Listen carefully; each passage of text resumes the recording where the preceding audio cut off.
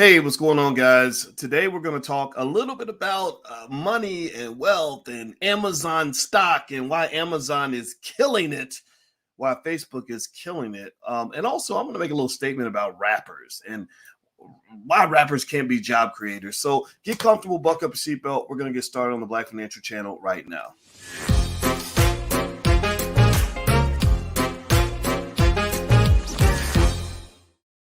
Hey, what's going on, guys? Welcome to the Black Financial Channel. That's theblackfinancialchannel.com. My name is Dr. Boyce Watkins. I am your friendly neighborhood finance professor.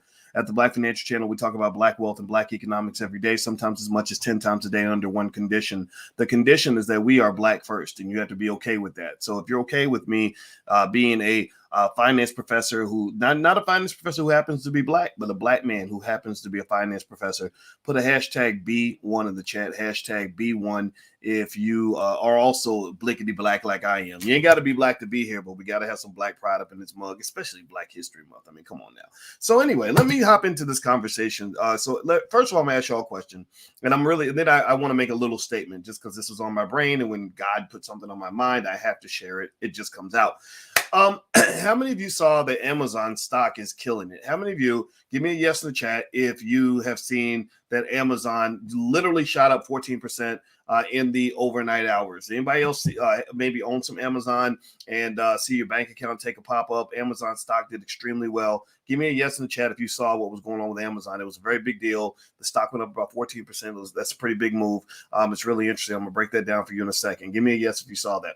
Okay, now I'm going to ask y'all another question. This is my smart aleck. I told you so question. How many of y'all remember last week when I told y'all that I was buying Amazon stock? I told y'all that Amazon was a company that you'd want to own in this condition. How many of y'all remember last week? Give me a yes in the chat if you were here when I was talking about Amazon. I mentioned Amazon repeatedly when I was playing video games on my YouTube channel. That's what we do. We play Call of Duty and we talk stocks because we're getting into gaming. I want to get into the metaverse. So I'm trying to make myself sort of hip and cool and get into everything. Not hip and cool. I'm never going to be cool, but I want to know what's going down. And so as I'm building my NFT collection and doing all these other things, I've been digging into the metaverse. So I was in the metaverse playing Call of Duty, which is a metaverse game, by the way. They monetize the metaverse. The metaverse is being monetized through video games, by the way. Fortnite, monetized. Call of Duty, monetized. Grand Theft Auto, monetized. I got people buying big old mansions, digital mansions in Grand Theft Auto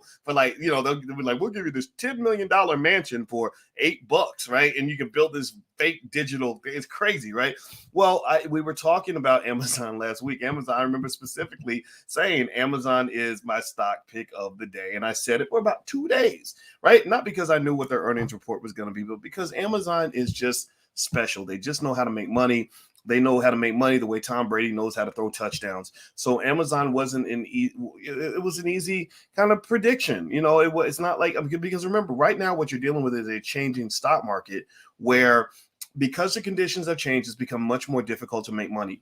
Before, in the pandemic, everybody could throw darts at a wall and their stocks are going to go up because everything went up. So that's why you had people that were online saying, I'm a stock market expert, and they literally started investing during the pandemic. And because they made some money, they were like, oh, I can show you how to do what I do. Well, now it's getting a little bit tougher. Now you've got to be able to discern. Now you've got categories of stocks that are going to cause you to lose everything. And so a lot of people are running. They're like, oh, run, get out, because stock market is bad. Stock market ain't never been bad. The stock market is like a pit bull. It's like a pit bull. If you pet it right, it'll be your best friend. But if you touch it, if you poke it in his butt, it's going to bite your arm off, right? So the stock market has become a little bit of a pit bull where there are some companies and some trends that people were following that were incredibly unhealthy, that were causing people to lose money. And Amazon is one of those companies that is a great place to put money.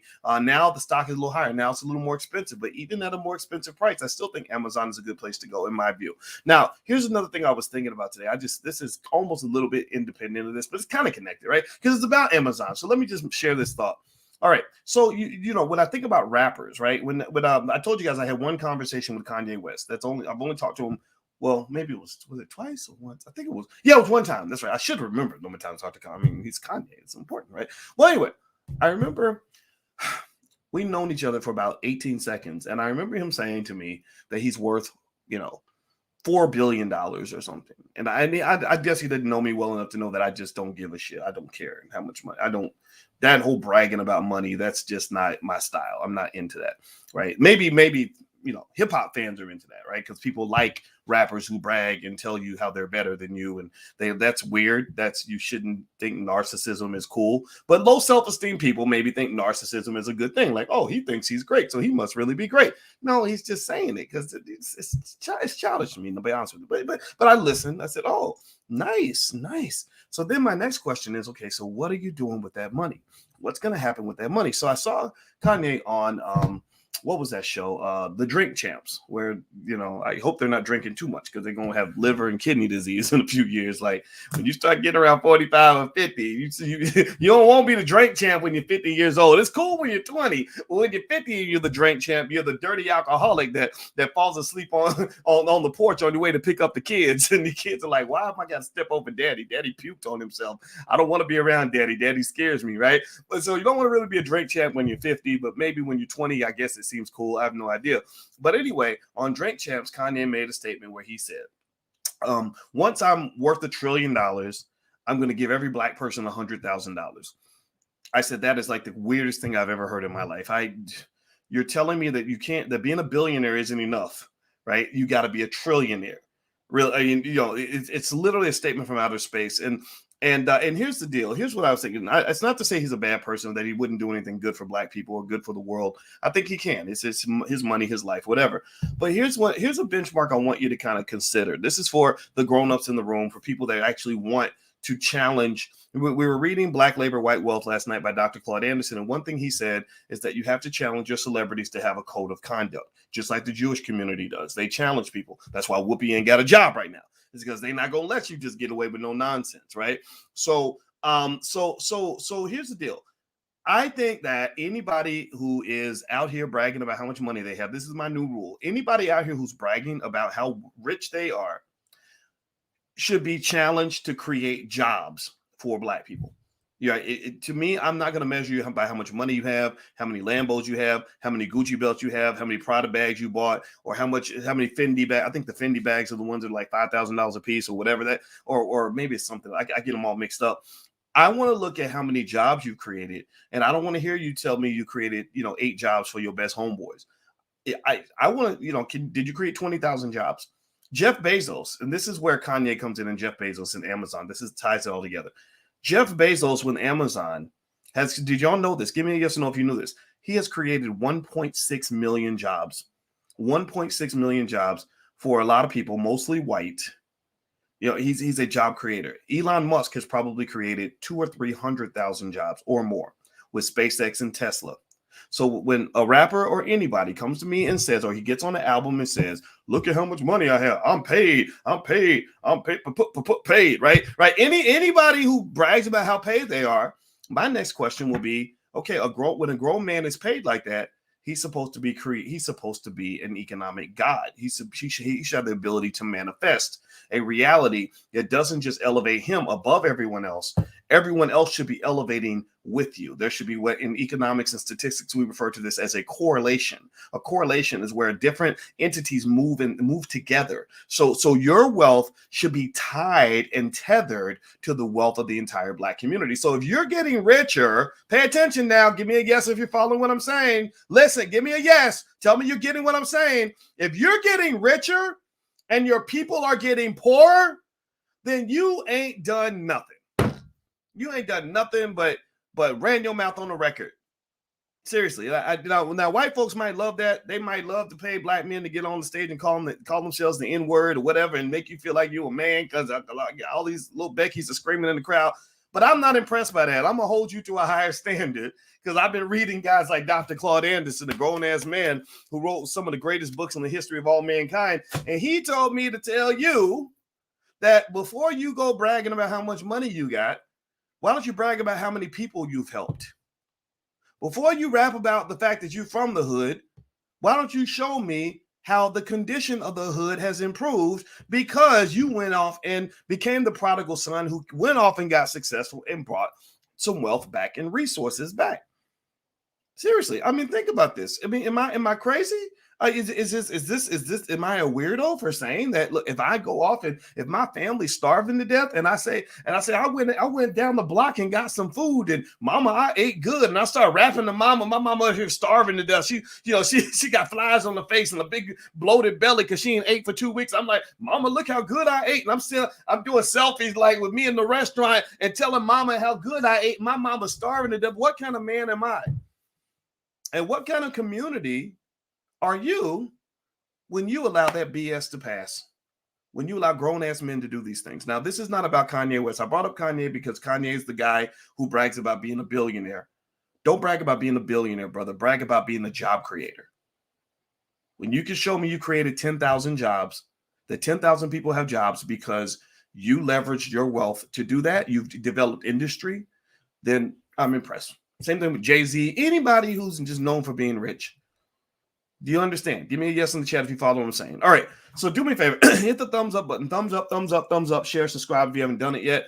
By the way, if you want guidance on the stock market, my PhD is in finance. You know this. My specialty is stock market investing. We meet for class every Tuesday for until Saturday night. You can join my class for 48% off. It's a big price dip. So you can do a monthly membership or you can do a lifetime membership. The discount lasts until Saturday night at midnight. So feel free to go take a look. Actually, 65% off lifetime, 48% off monthly. It ends at midnight on Saturday. At that point, the discount goes away. So if you'd like to join the class, feel free to hop in. It's really, really good. There's a money back guaranteed. You're going to love it. So if you're interested, go to boycewatkins.com and find the link. It's right there at the top, or you can hit the link in the bio if you're on Instagram. Now let's talk about Amazon in terms of why Amazon is making more money than Pablo Escobar. They are making corporate dope dealer money right now. Amazon, I believe their quarterly revenue was something like $112 billion in a quarter. Who makes $100 billion in a quarter? I mean, my good Lord Jesus, that's a ton of money. And it's beautiful. Let me just tell you why this is beautiful to me, because a lot of y'all have kids who are just like Jeff Bezos. Jeff Bezos was a techie back in the day.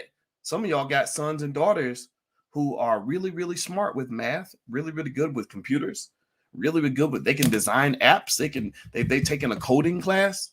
They're just like Jeff Bezos. And what I want you to do is make sure you don't let those kids get caught in the job trap where they're thinking, oh, I'm good with computers. I can go get a job as a computer programmer and make $80,000 a year. No. You can also be an entrepreneur and go make $100 million a year. How about that? Which is better, 100 million or 80,000? I don't know. It depends. I mean, not everybody's cut out to be an entrepreneur. And I'm not here to tell everybody that you're a sucker if you go get a job. This is not one of those job shaming talks. But it's one of those things to say that some of our people just got that little bit of extra sauce. Some of our people are just like our son is 6'8", 6'8". He's not going to fit in a room where the ceiling is 6 feet tall, right? We can fit in there. He can't, because he's just a little bit taller. So some of your kids are the intellectual version of being a little bit taller, where they need a little bit of space. They need some wide open space. They don't need a ceiling, right? So a job is not a good fit for some of your children, especially some of your sons and daughters that are super ambitious and really want to be great. So pay attention. I read the whole bio of Jeff Bezos twice, and because I like to know where geniuses come from, and his understanding of technology and that nerdiness that might have been seen as a liability at one point is his ultimate asset. He's making more money than everyone, partly because he's just smarter than everybody, and he's a bigger nerd than everybody. So don't make fun of the nerds, ladies. You better hang next to that nerd, because he might be rolling in $100 million a year one day. All right. So anyway, that cool guy is going to be the one who's going to get you pregnant, abandon your kids. Anyway, so let me keep going.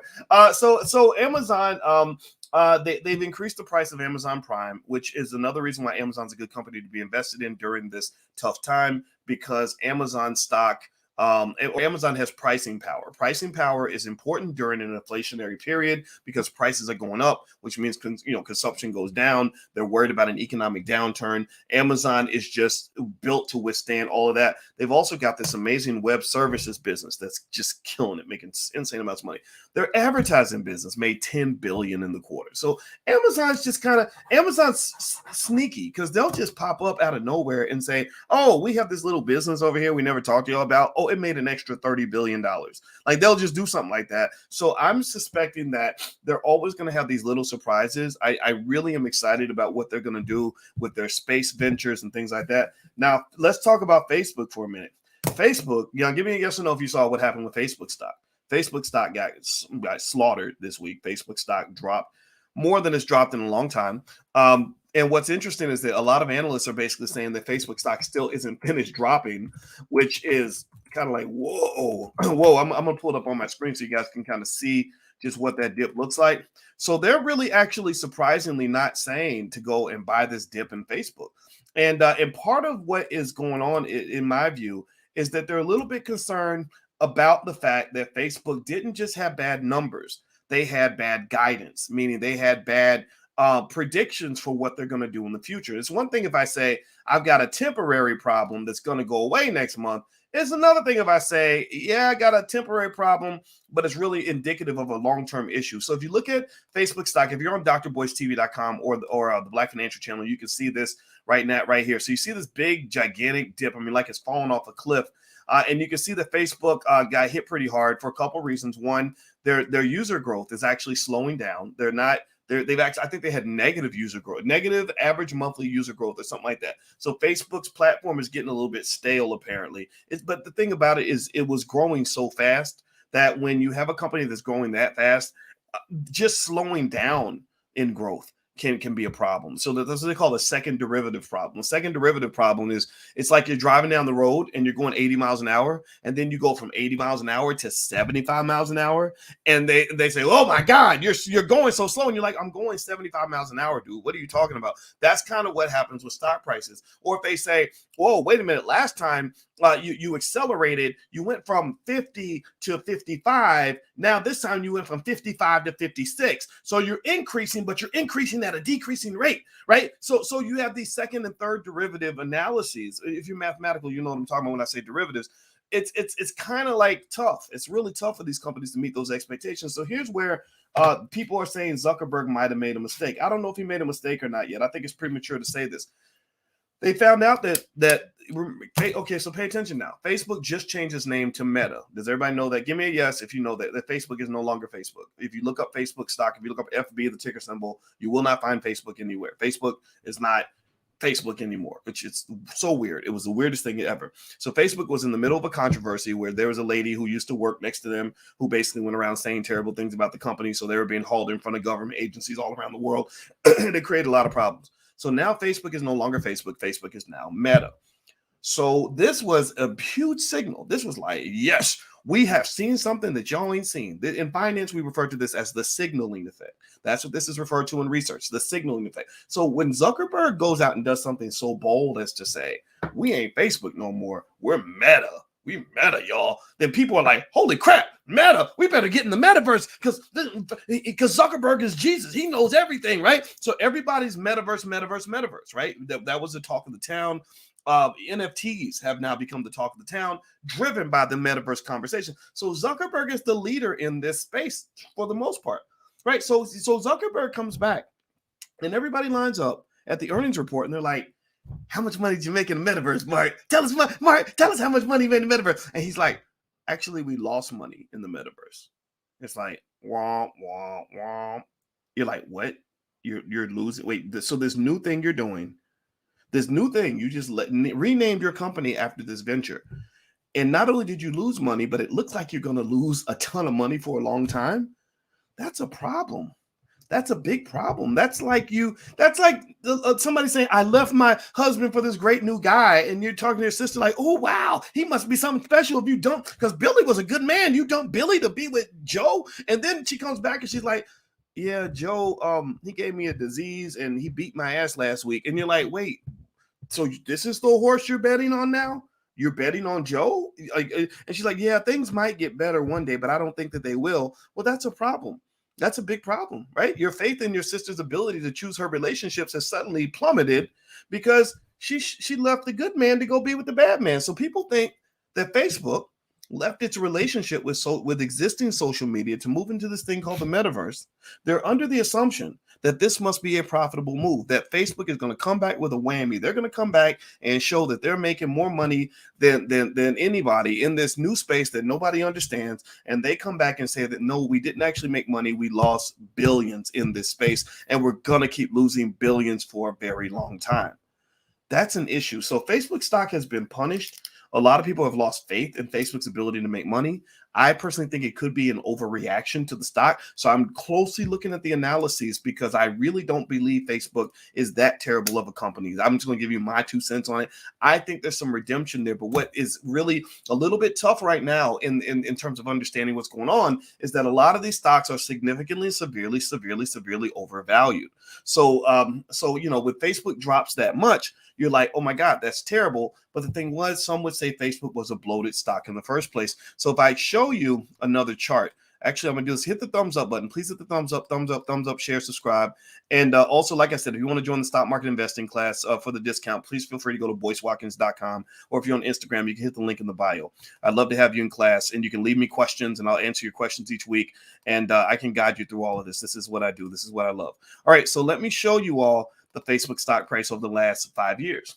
Now, here's the thing. This is the gold the gold mine that many of us just walk right past. If you go back 5 years with Facebook and you were consistently investing in Facebook, you can see that you would have earned a 77% return. Now, is that as high as some of the other companies out here? No, it's not, but it's still pretty dang good. It's still pretty good, right? So if you had bought, way back then, you could have bought it at about 120, something like that. Now it's 237.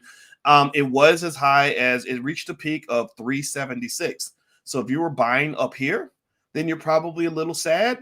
If you're buying here, are you going to be happy? Are you going to be sad? Nobody knows. Because even at a market price of 237, the valuation of the company is still $661 billion. So nobody, the challenging scenario you're running into, this is where us experts kind of get, we kind of scratch our heads and stay up at night, is nobody really knows exactly what these companies are really worth. We have financial models that can tell you certain things, but right now, some of the ratios that are typically used to value a stock price are still way out of whack. They're still incredibly high. So, so don't ever think that the market has definitely hit a bottom. You don't know. It could keep on going down and go down another 10, 20, 30, 40%. And so if you want to know, just in short, what I'm doing in this space, I'm leaning toward companies that are just solid, that just know how to make money. I like Disney. I think Disney is there. There you go. If you want my stock pick of the day, let's say Disney.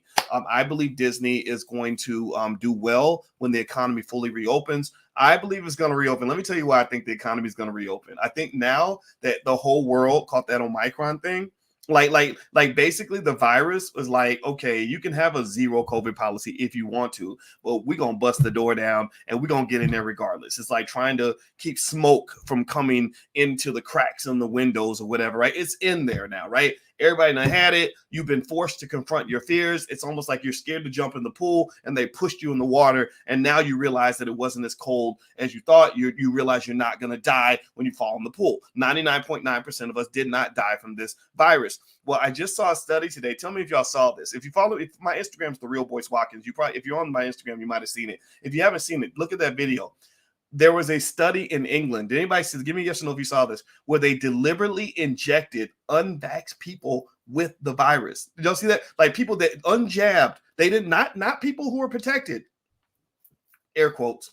That's debatable, right? But the people who didn't have the protection, they literally deliberately gave them the virus because they wanted to study what would happen, right? And do you know what happened? It was 30 healthy people. Not one person died. In fact, almost none of them even got sick. All of them had very mild symptoms, right? So to me, I said, okay, if y'all are comfortable enough now, because remember back in the day, like about a year ago, they said if you don't get that jab, then you're gonna die and it's gonna be terrible, and your family's gonna be at your funeral, right?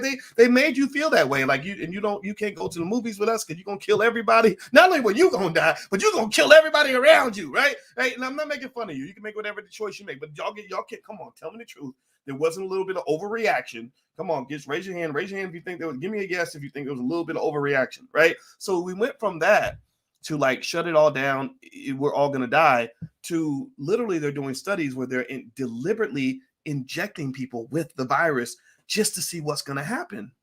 So that tells me that we're pretty much going to get back to normal on some level at some point, right? Even if we don't officially, Dr. Fauci will still be over here, making money for Big Pharma, whatever the hell he does.